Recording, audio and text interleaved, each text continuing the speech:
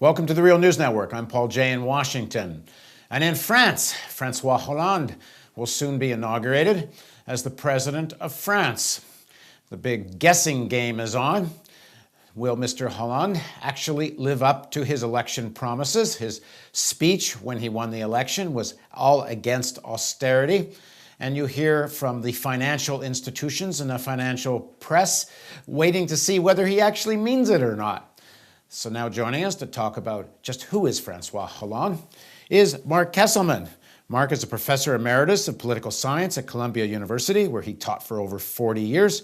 His teaching and research focused on the political economy, advanced capitalism and globalization, with a focus on labor unions and social movements in France and the United States. He's currently the editor of the International Political Science Review. Thanks for joining us. My pleasure. So,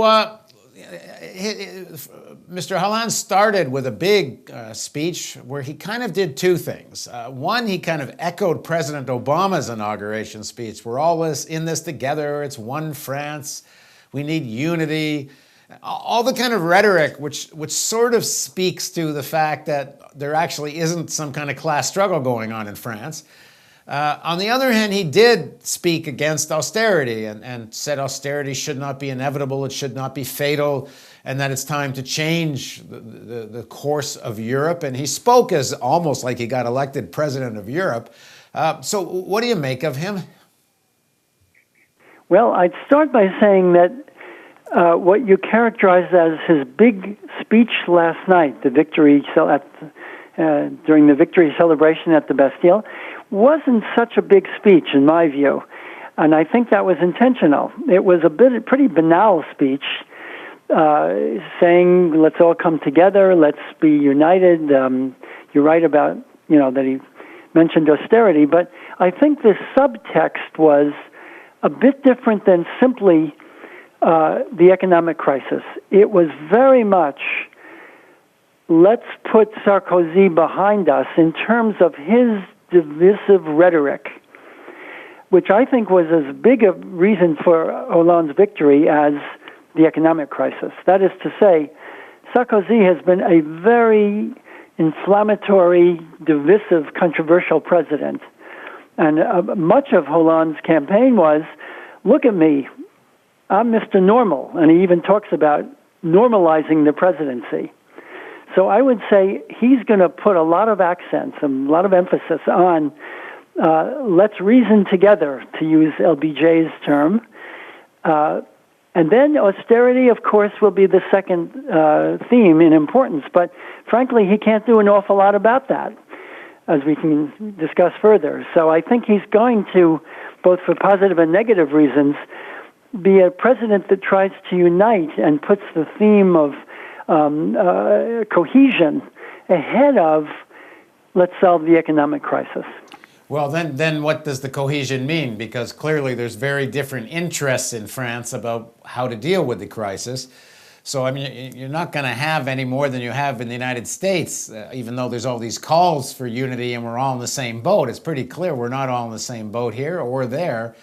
And everyone's waiting to see now. If you read the financial press this morning, they say the financial institutions are waiting to see if he really means this or not before they start attacking the sovereign raiders start going after France. Right. Well, it's a good question, and it remains an open question until he takes office next week, or 2 weeks, I guess it's the 15th, and then we'll see what he does. My guess, well, first of all, I think I would recognize the fact that there's what we might say about Obama, too. When he took office, there were two Obamas in terms of his economic policies. How audacious would he be? And there's two Hollandes. On the one hand, yes, he made a speech which really made lots of waves when he launched his campaign after being nominated. The famous phrase he said was, in this election, there's one governing party, one governing agency, and it's not a question of left, right, or personalities. The real enemy is finance, the world of finance. That's who I'm running against. So that was a pretty good inflammatory and impressive leftist speech, and he talked about how he was going to do lots of knots to try to neutralize the power of finance. But that was, I would say, exceptional. Much of his campaign and much of his career has been much lower key and much more within the mainstream and not to make waves. So I would say that that second Hollande is at least as important as the first one, if that reassures the financial markets. There's a second reason why I think the second Hollande, the more low-key Hollande, will be possibly predominant. And that is France. It's not quite a case of the mouse that roared vis-a-vis Germany, but let's face it, France and the French economy are much smaller than the German economy. And if Angela Merkel sticks to her guns, as she certainly has been generally prone to do, there's not all that much France can do except, again, be the mouse that roared and, make some noises of discontent. But I don't think he can have a substantial impact. And I think, again, he's going to be realistic enough to recognize that.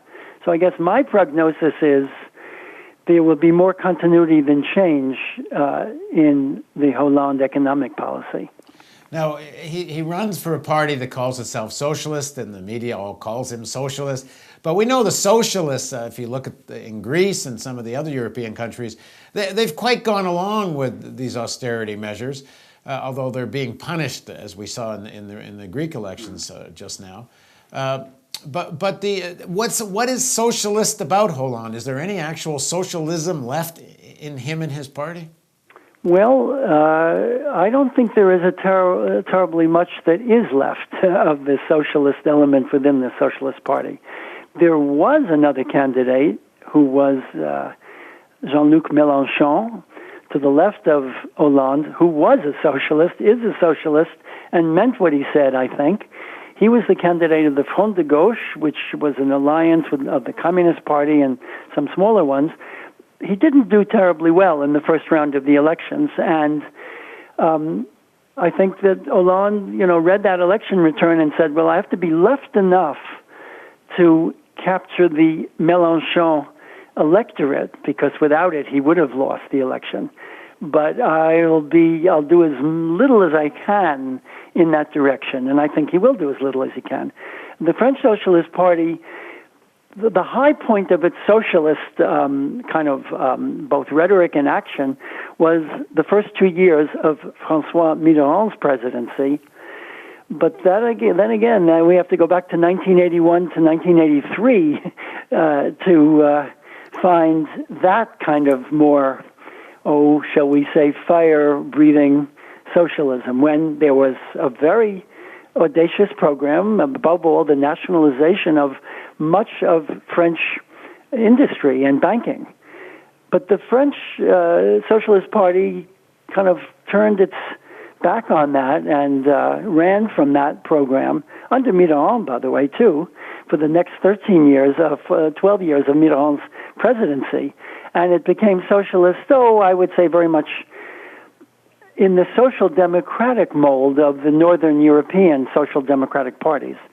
More solidarity, social benefits, universalistic access to social benefits rather than means testing.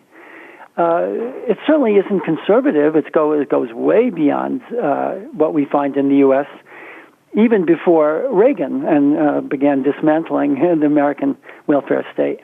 But is it socialist in a more traditional sense of socializing the economy? No, certainly not. Now, there seems to be some division in the circles of finance about what should be done next in Europe. I mean, certainly from Germany, it's the austerity plan. But from Wall Street, even some of the Canadian financial institutions, and some, it seems, in Europe, there is an appetite for some stimulus in Europe, that they don't want to see a decade of recession in Europe. So does Hollande represent, to some extent, a point of view that exists even with the financial community? Yes, I think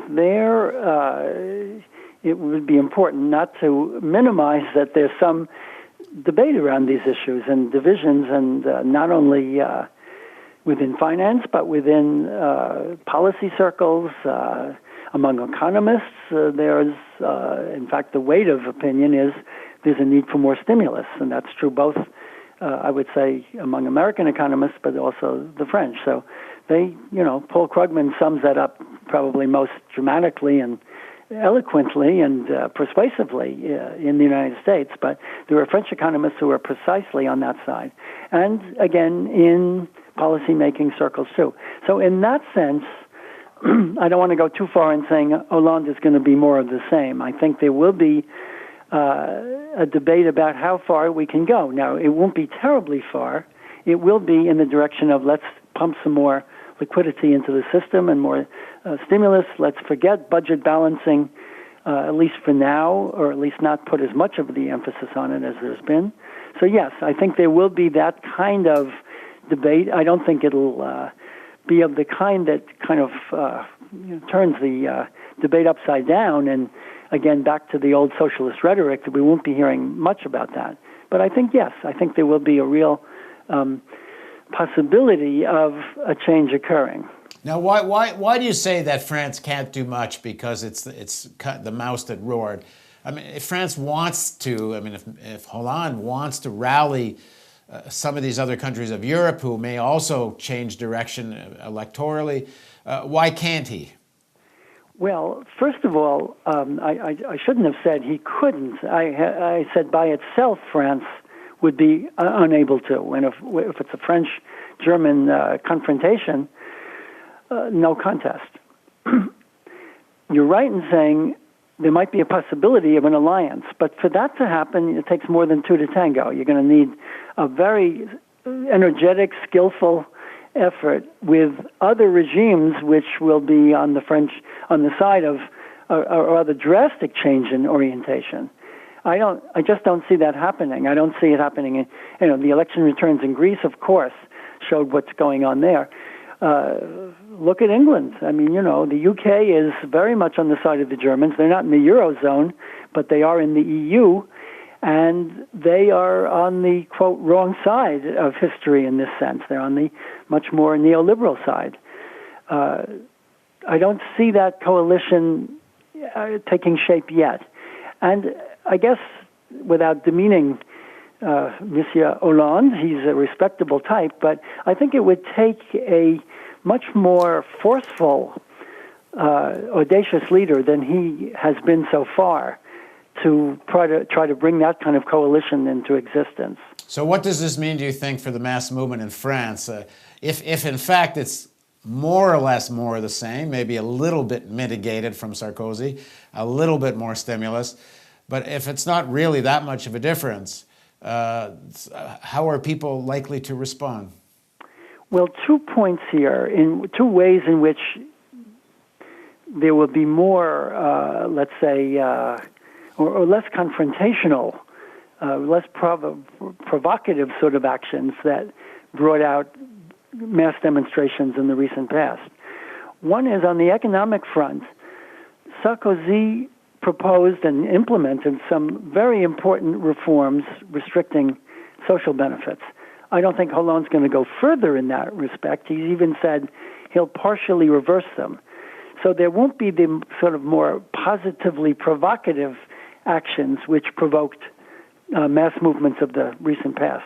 The retirement reform was one of the biggest, the pension reform under Sarkozy, in which he raised the retirement age. Hollande says he'll partially reverse that. I don't think he'll go too far, but then again, he won't go further yet in the kind of inflammatory direction. The other way in which I think he will be something of a peacemaker and which will have the effect of demobilizing is that area that I alluded to at the beginning of our conversation. That is to say, on the what could be called the sphere of values, of culture, of specifically highlighted by the issue of immigration and the place of Islam in France. Hollande, I think, will be very much better. I mean, I know he'll be very much better there. It's hard not to be compared to Sarkozy. But I think much more than that. I think he will be a real peacemaker. And that, too, I think will help. I think he meant it when he said, we've got to put those kinds of divisions behind us. I think he may antagonize some on the right. Clearly, Marine Le Pen will be delighted when he's, trying to practice what he preaches in terms of healing national wounds, because she'll say, look at this. He's being a collaborationist. He's lax. He's giving in to the Islamic wave, the immigrants. But I think that will not find a very strong echo within France, I hope. Thanks very much for joining us, Mark. You're welcome. And thank you for joining us on the Real News Network.